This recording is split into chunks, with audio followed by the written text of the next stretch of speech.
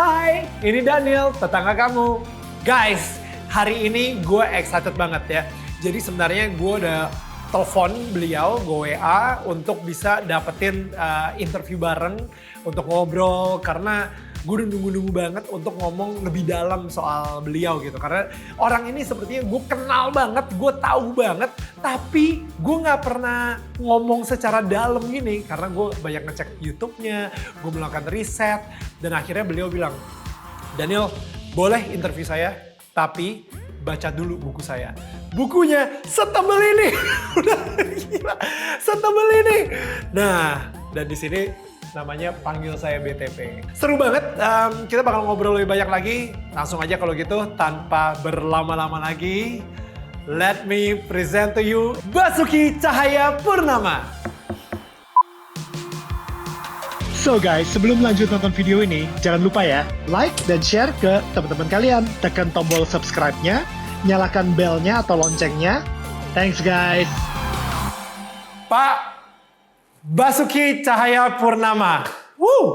Pak, thank you banget pertama-tama Pak BTP karena waktunya, dan jujur ini excited banget. Banyak orang nih yang udah pengen minta saya ngobrol sama Bapak itu dari sejak film A Man Called Ahok keluar, tapi akhirnya kayaknya secara publik nih kita baru bisa kasih lihat sekarang nih obrolan kita nih Pak. Saya tahu saya panggil Bapak itu biasanya Pak Ahok, tapi nggak tahu kenapa setelah baca buku Panggil Saya BTP, saya jadi kayak pengen konsisten panggil Bapak BTP aja deh. Karena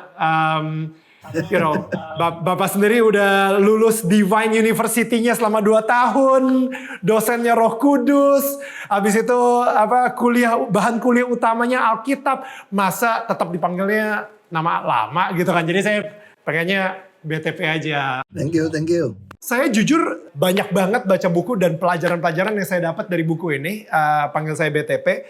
Dan ini adalah pengalaman psikologis Pak BTP sendiri selama lockdown di Makobrimob gitu. Tapi kayak bebas bentar, abis itu masuk lockdown lagi nih Pak BTP. Gara-gara corona nih. Ini gimana nih sekarang nih jadinya? Kesibukannya apa jadi kalau pas lagi zaman karantina di rumah? Ya pasti lebih enak sekarang lah ya. Iya. Karena udah lewatin yang susah kan ya. Nah nama juga gitu, orang bilang kalau kamu udah pernah ngalamin yang lebih sulit, begitu hadapin yang kurang dari itu ya sudah biasa kamu. Seperti itu konsepnya sebetulnya. Ya kayak kita training lah ya. Kalau kamu bisa training lari udah 10-20 kilo, lari 5 kilometer mah kayak main-main aja udah gitu. Selama kesibukannya sehari-harinya kalau misalnya lagi zaman COVID kemarin itu gimana Pak? Kita rapat lebih banyak rapat justru malahan. Oh.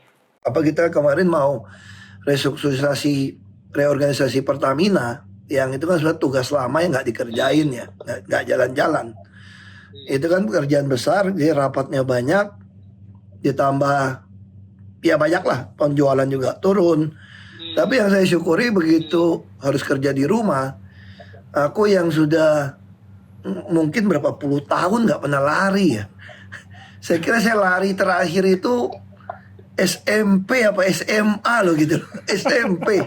SMA kan arti itu main basket, main bola, arti itu lari ya. Ini bicara jogging ini. Ya. Saya terakhir jogging itu SMP loh yang jogging itu. Atau ya latihan karena kebutuhan basket atau sepak bola ya.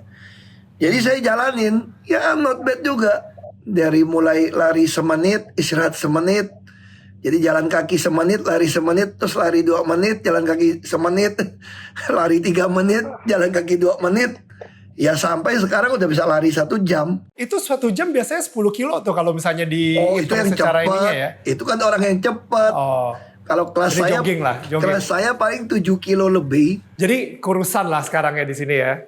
Ya lumayan, kemarin sempat 98-99 kilo, sekarang sudah sekitar 94-95 kilo. Not bad, congratulations again.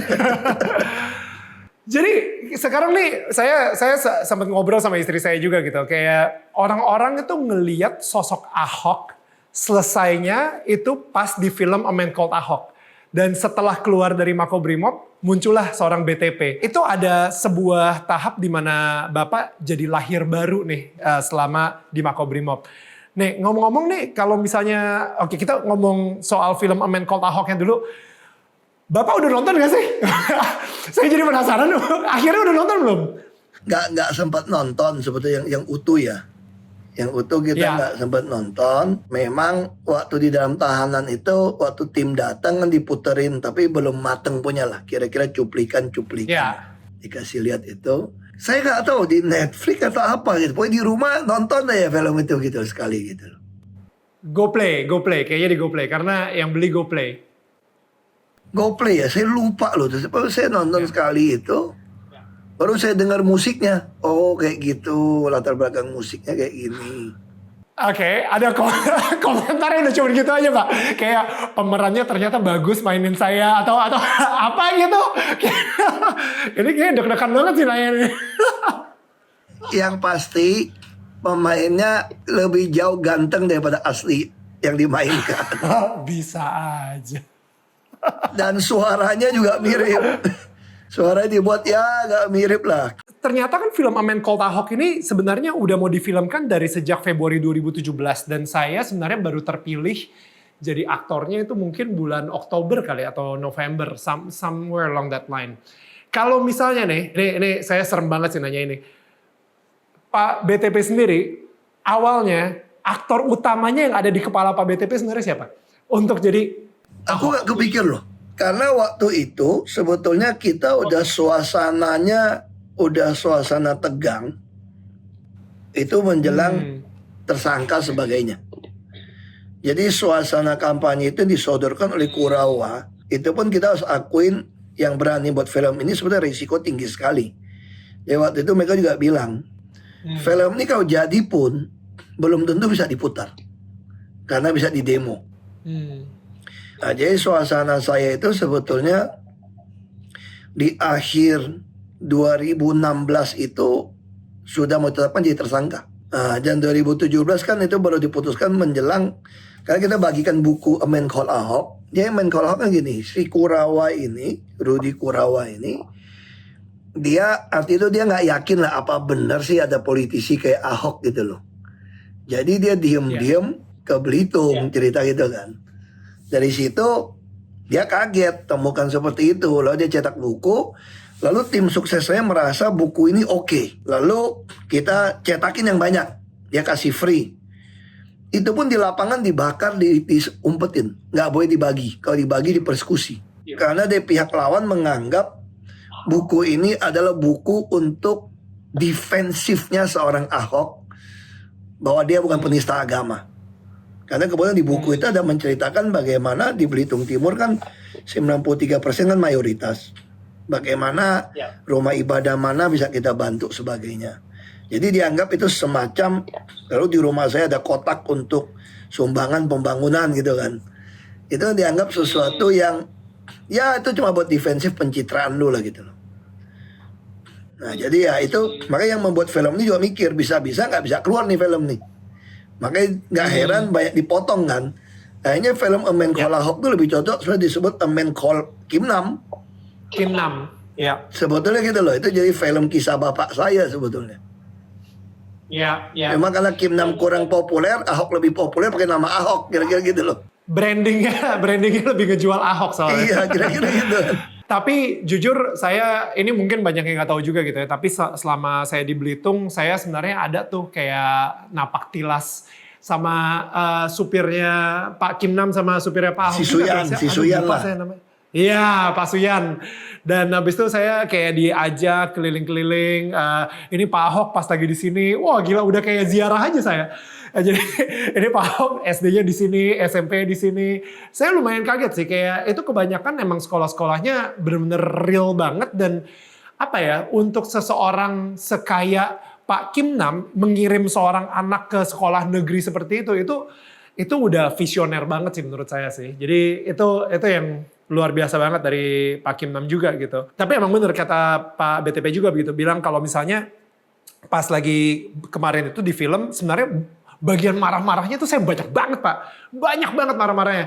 Tapi banyak kan di-cut juga gitu. Dan saya ngerasa ya padahal saya ngerasa kemarahan Pak BTP didasari atas sebuah kebenaran. Saya jadi keinget di buku panggil saya BTP. Di sini Bapak juga bilang, percuma menyampaikan kebenaran kalau lawan bicaraku sakit hati.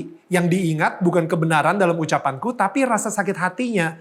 Nah, jadi sekarang nih setelah lulus ujian dan setelah keluar lagi, gimana caranya menyampaikan sebuah kebenaran tanpa membuat sakit hati? Karena kadang-kadang kan susah juga ya kalau kita diem aja, kita ngerasa ada sesuatu di dalam hati kita yang ini nggak bener nih, kalau misalnya diterusin nggak bener. Cuman kalau misalnya kita ungkapin, yang ada si orang tersebut sakit hati gitu. Saya maksud itu seperti ini. Kalau dulu kan kita bisa keluar marah dengan sangat emosi. Kalau sekarang kita menegur tegas, tapi dalam hati kecil kita tuh kita mengasihi dia sekarang. Kita berdoa buat dia. Jadi ada perbedaan sekali. Nah, saya bisa rasakan. Saya sekarang juga belajar, kadang bisa jatuh. Jadi kalau kita marah sama orang dan kita menegur orang menyatakan kebenaran dengan kemarahan, ada kebencian di dalam kita. Kalau itu jadi suatu kebenaran, itu jadinya nggak tepat. Jadi harusnya kita melakukan tuh menegur, istilah bahasanya kita menegur, tapi dalam hati kita tuh mengasihi dia sebetulnya. Kita nggak suka perbuatannya, tapi kita tidak benci dia. Kalau dulu kan kita juga bisa benci banget ya, muka kita juga benci banget lihat gitu loh.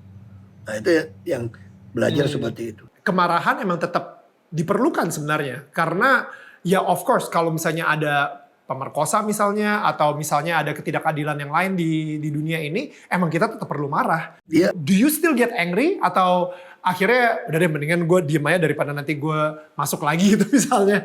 Oh enggak. Kalau saya marah juga dalam di Pertamina dalam rapat internal. Saya kalau dia nggak laksanakan, saya akan sampaikan. Kalau Anda nggak kerjakan sekali lagi, mohon maaf saya akan usul pecat Anda. Wow. Depan forum. Tapi ketika Anda, ini harus bedakan, misalnya contoh gitu ya. Ketika Anda melakukan sesuatu tanpa melalui izin saya, lalu saya bilang, saya bukan sombong, kan saya tugaskan sebagai komut di sini. Tentu banyak hal yang kalian lakukan, penggantian direksi, harus lapor kepada saya. Soal kalian mau usul siapa, saya juga nggak pernah nitip sama siapapun. Lalu tiba-tiba ada seorang pejabat, dia angkat tangan, dia ngomong begini, mohon maaf, itu bukan urusannya komut. Ini langsung dengan Menteri BUMN. Wah, ini kalau kita pikirin kurang ajar banget itu kan. Nah kalau dulu, kayak gitu saya maki-maki tuh. Tapi untuk yang sekarang, begitu dia ngomong seperti itu, saya senyum aja. Saya coba bilang sama dirut yang lain, sekali lagi kalian lakukan seperti ini, saya akan ngajukan mundurkan diri atau pecat kalian. Tapi aku nggak marah. Waktu orang itu ngomong, saya senyum-senyum aja. Kalau dulu mungkin gue ambil botol, gue timpuk itu. Iya. Nah, itu gebrak meja lah, intinya minimal atau gebrak kita pukul meja. Nggak perlu. Kita nggak perlu. Kita senyum aja. Tapi begitu keluar ketemu dia berdua, gue bilang sama dia, lu sekali lagi kayak gitu gue pecat tuh, gue bilang. Wow. Lu cerita sama siapapun, lu mau jadi gubernur DKI, semua ngakak ketawa sama lu. Dan semua liatin lu kayak orang gila aja. Dan semua maki-maki lu. Karena harusnya lu jadi gubernur Babel. Istilahnya om saya tau gak? Hok, kamu tau gak pepatah kuno? Burung di tangan dilepas, pengen nangkap burung di udara. Jadi dari perbincangan ini gue ngerasa ada perubahan karakter ya dari sosok Pak Ahok selama di Makobrimob sehingga akhirnya menjadi Pak BTP. Dulunya yang kita tahu dia suka marah, tapi seperti yang beliau katakan, dia hanya tersenyum ketika ada orang yang berani-beraninya merendahkan dirinya. Wow, itu bagi gue sebuah hikmah tersendiri tuh di balik musibah. Alright, makanya jadi kalau misalnya kalian masih pengen tahu lagi kisah apa lagi dari Pak Ahok atau Pak BTP, saksikan kisahnya eksklusif di channel YouTube Daniel Mananta Network.